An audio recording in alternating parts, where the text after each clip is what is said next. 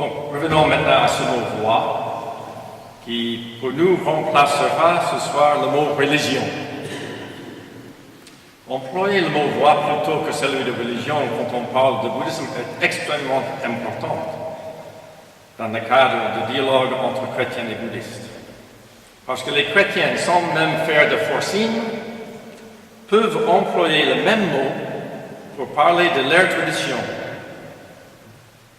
En effet, parler de la voix de Christ est beaucoup plus biblique que parler de christianisme ou de la religion chrétienne. En fait, le mot religion est sans doute le dernier mot que les chrétiens des premières communautés auraient utilisé pour parler d'eux-mêmes, parce que la religion était la religion romaine, ce qui était détesté des juifs et des chrétiens. On ne trouve pas son équivalent dans le texte grec du Nouveau Testament. Le mot grec qui est traduit parfois par religion serait mieux traduit par piété. Et piété et religion, ce n'est pas la même chose. Nous ne pouvons pas dire la même chose du mot voix, hodos en grec.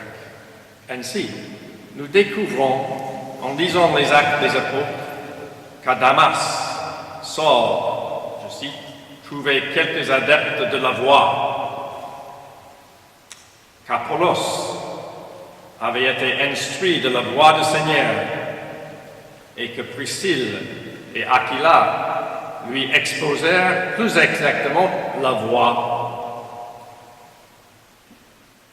Que certaines, on découvre aussi que certaines décriaient la voix devant l'assistance. Quand Paul parlait au synagogue à Éphèse. Nous pouvons lire aussi qu'un tumulte assez grave se produisit à propos de la voix, également à Éphèse. Et puis que Paul lui-même a avoué qu'il avait persécuté à mort cette voix. Vous voyez, la voix, pas la religion chrétienne, la voix. Au départ, l'expérience de ceux qui suivaient la voie de Bouddha est très proche de l'expérience de ceux qui suivent la voie de Bouddha est très proche de l'expérience de ceux qui suivent la voie de Christ. Selon les deux voies, tous les êtres humains sont prisonniers de leur égocentrisme et ils en souffrent, même terriblement. Chacune des voies propose des moyens pour nous aider à vivre de manière non égotique. Les pratiquants des deux voies sont donc solidaires dans cette lutte commune contre l'égocentrisme. Et voilà pourquoi j'ai dit tout à l'heure que l'emploi de mot voie a le grand avantage de permettre aux chrétiens et bouddhistes de mieux se retrouver dans le dialogue. Nous ne vivons pas sur deux planètes différentes. Mais dans ce dialogue, il ne suffit pas simplement de chercher sur quoi bouddhistes et chrétiens sont plus ou moins d'accord. S'il n'y a pas de différence, il ne peut pas y avoir de dialogue. Il faut simplement voir que le mot différence n'implique pas qu'un côté est supérieur ou meilleur et que l'autre est inférieur. Affirmer la grandeur de ce qu'on croit, de ce en quoi on espère, n'empêche pas de tout de reconnaître la grandeur de ce que pensent les autres et même de l'admirer. Bien que cet espace de dialogue entre chrétiens et bouddhistes s'ouvre grâce à l'expérience commune d'insatisfaction, il faut reconnaître que ces deux voies interprètent cette expérience de manière radicalement différente, ce qui permet justement le dialogue. Elles font des analyses très différentes, par exemple, de l'origine de cette insatisfaction et de la tendance que nous avons tous à nous faire le centre du monde, et donc d'entrer en conflit, nécessairement. Mais ils ont des analyses différentes aussi de la manière de guérir les hommes de cette condition que les deux voies jugent maladive.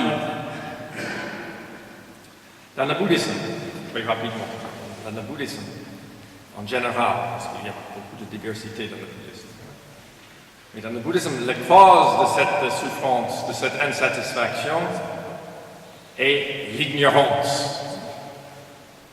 Et cette ignorance doit céder de place ou être remplacée peu à peu par la sagesse. Et cela se fait grâce à la discipline mentale et la discipline morale mentionnées tout à l'heure.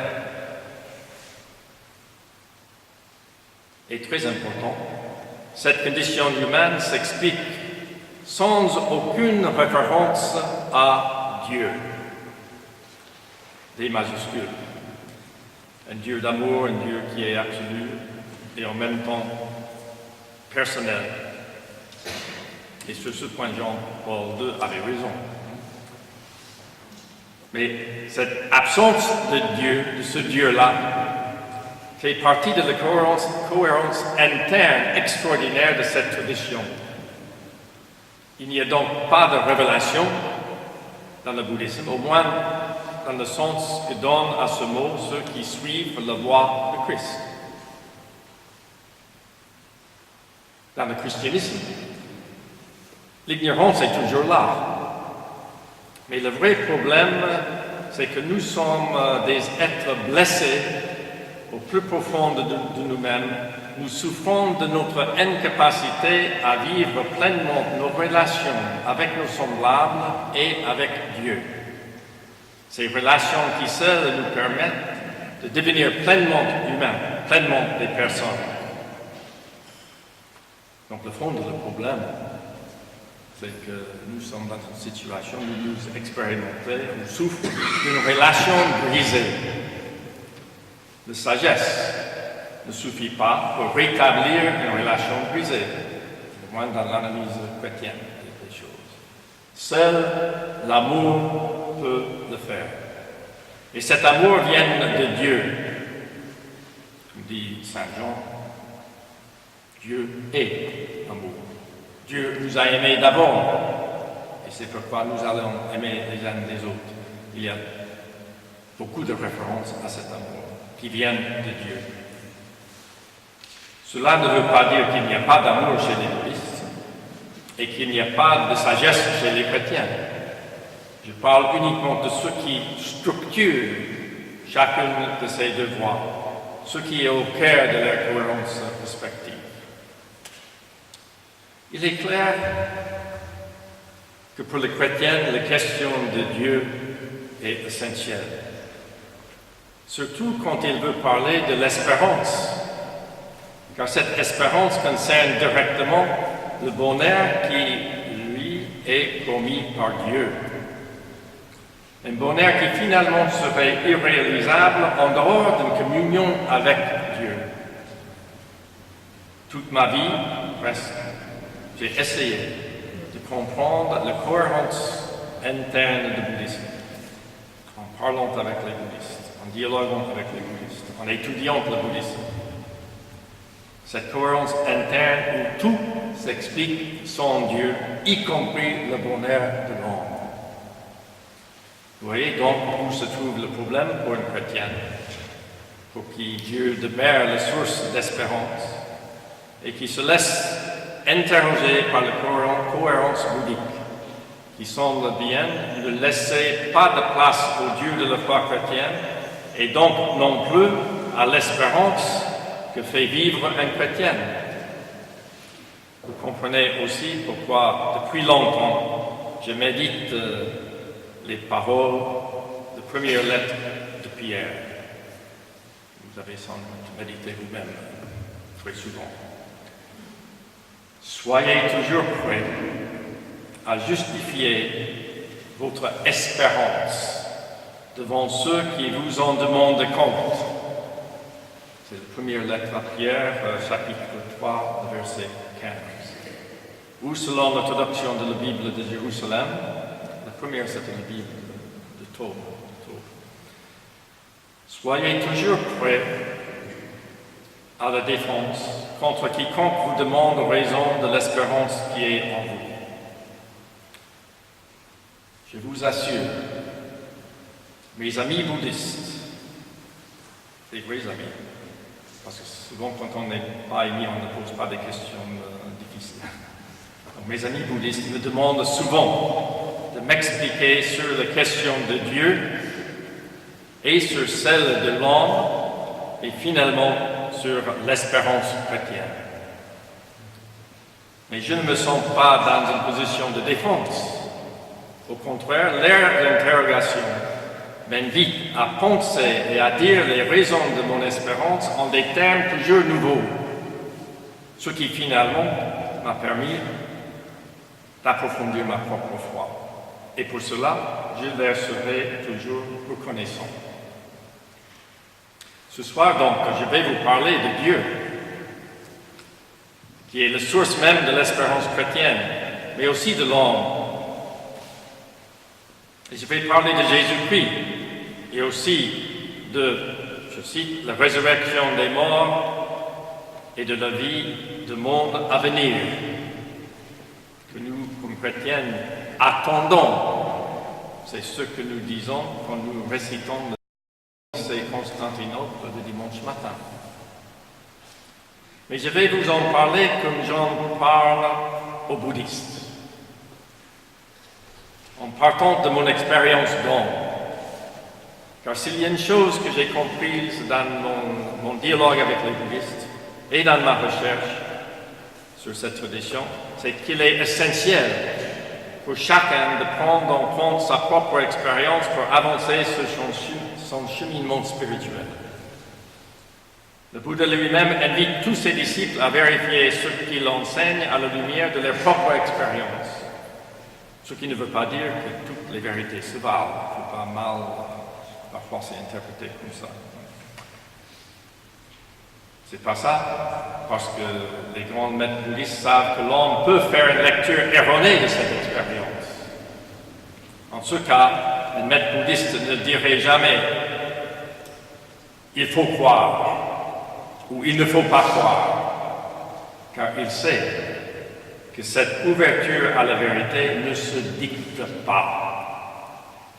Avec grande patience, il attend que ceux qui ne sont pas prêts avancent sur le chemin, au sein d'une communauté bouddhiste ou ailleurs.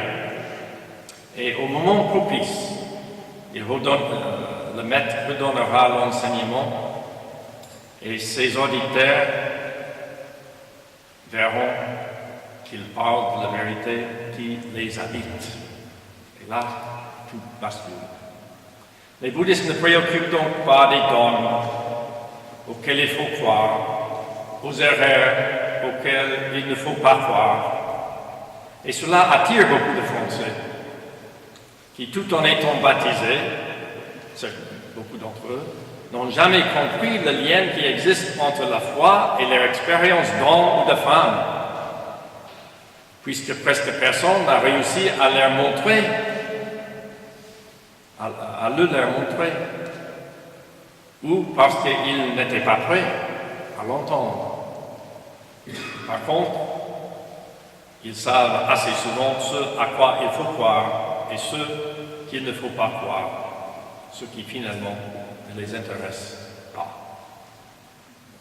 À ce propos, j'aimerais partager avec vous une expérience assez douloureuse que j'ai eue lors d'une table ronde sur le bouddhisme et le christianisme, à laquelle j'avais été invité à participer par un lama.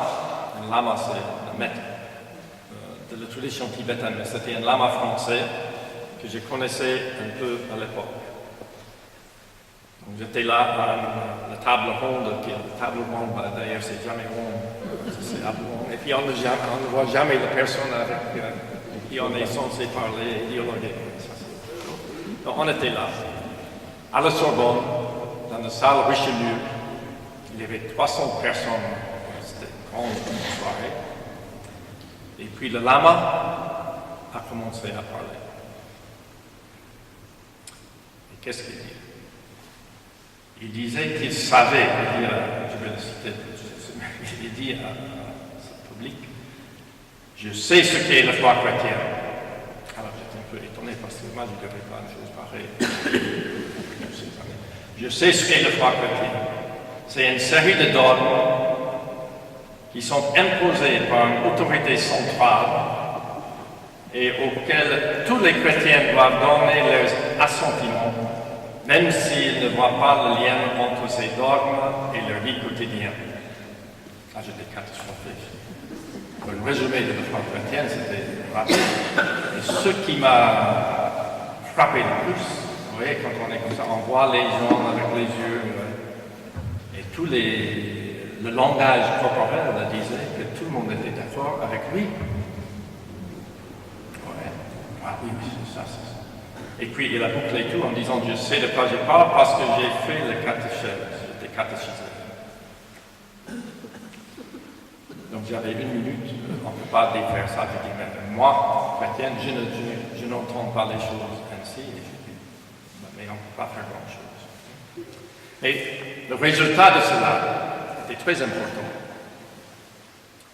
J'ai compris qu'il me faudrait justifier mon espérance d'abord pour moi-même, et puis dans le dialogue pour tous ceux qui me demandaient de le faire, et toujours en m'appuyant sur l'expérience humaine, l'expérience quotidienne, l'expérience de tout le monde.